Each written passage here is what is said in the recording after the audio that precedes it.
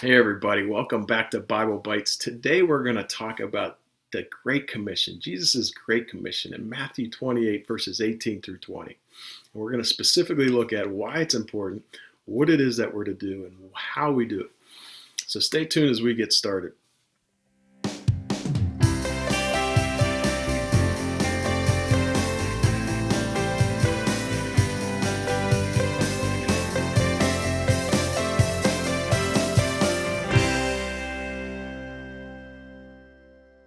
So as a ministry with the name Great Commission Alliance, it would be a very injustice of us if we did not talk about what the Great Commission is. And so today I want to talk about Jesus' Great Commission in Matthew 28, verses 18 through 20. And before I read that, let me first just set up the context. Jesus has completed his mission at this point. He's been crucified, dead, and buried, and he has risen again as he has promised. And now he's appeared again to his disciples and to many others over the last 40 days. And he's been calling his disciples together one last time as he wants to give his final instructions before he's about to ascend up to the Father in heaven. So why is this so important? Why is these verses so significant? Well, simply put, we put added emphasis on somebody's final words. And here we have the final words of Jesus Christ, of God in the flesh. So let's get started as we look at verse 18 of chapter 28. It says, "Then Jesus came to them and said, 'All authority on heaven and on earth has been given to me. Therefore go, make disciples of all nations, baptizing them in the name of the Father, the Son, and the Holy Spirit, teaching them to obey all that I have commanded you. And surely I will be with you always to the very end of the age.'" Right? So there's 3 points that we want to take from these verses. And the first is Jesus' authority. The second is Jesus' assignment. And the third is Jesus' assurance. So his authority, his assignment, and his assurance. And that is the why, the what, and the how of the Great Commission. So first, a lot of times when somebody asks, what is the Great Commission? A lot of times what you'll hear is, therefore go make disciples of all nations.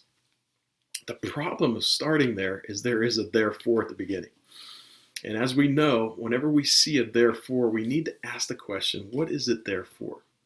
So we have to stop and go back. So when we go back into verse 18, it says, Jesus says that all authority has been given to him on heaven and earth. So why is this so significant? Well, this is the motivation behind what Jesus is going to ask us to do. This is why it's important. So just as we see authority in our everyday lives, whether it's a student under the authority of a teacher, maybe it's a child under the authority of a parent, or maybe an employee under the authority of a boss, what happens when the boss tells the employee, I need you to do this assignment? Will the employee say, well, I really don't have time right now, or I'm probably not the best person to do this? Absolutely not. That would be insane. No, the employee would go and do what the boss has asked them to do. And here Jesus is telling you and telling us that I am your boss, and here is the assignment. Here's what I'm asking you to do. So it's making that this is a commandment from Jesus Christ, that this is important, and this is to be followed by all of us. So the second point is that Jesus' assignment. So what is this assignment that Jesus is asking us to do? It says, Jesus says that to therefore go and make disciples of all nations. So we are to go and make disciples. What does it mean to make disciples? What is a disciple? Well, a discipler is a follower of Jesus Christ. So we need to make followers of Jesus. Paul tells us in 1 Corinthians 1:11, he says, follow my example as I follow the example of Christ.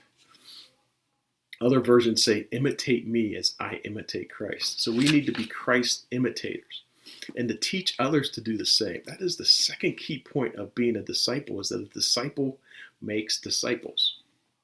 Right? Paul says it this way in 2 Timothy 2:2. He says, the things you've heard me say in the presence of many witnesses, entrust to reliable people who will also be qualified to teach others. So we see here 4 different generations in this one verse.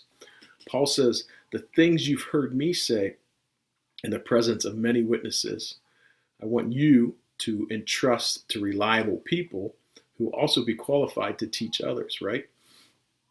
So there we see the 4 generations, and that truly is the strategy of God's plan, is through discipleship, is that the work that we do continues on long after we pass on.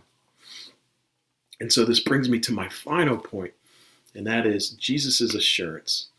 And this is my favorite part of the whole Great Commission, and it's that Jesus says, "Surely I will be with you always to the very end of the age." It's the fact that we do not do this work alone, that Jesus goes along with us. In fact, if that wasn't the case, there's no way I could even do this work, because I know the work that God has called us to do is impossible. It's impossible for me to change hearts. It's something only God can do, but God uses me, and God uses you as instruments to sharing the good news with other people, and it's Him that will do the work in them. So all He's asking us to do is to partner with Him, is to be His vessels that will go out and share this good news with other people and bring them under our wing and teach them to do the same. So my encouragement and my takeaway from this for you guys is this, is that the Great Commission is for all of us, that the work you do here will have eternal significance, that we'll be celebrating this forever, for eternity, and that there will be so many more lives that will be impacted because of that commitment you made. So guys, thank you so much for joining today. I hope you're encouraged. And please, if you haven't already, subscribe to our media site, and please share these videos with other people in your lives. We love you so much. God bless you all.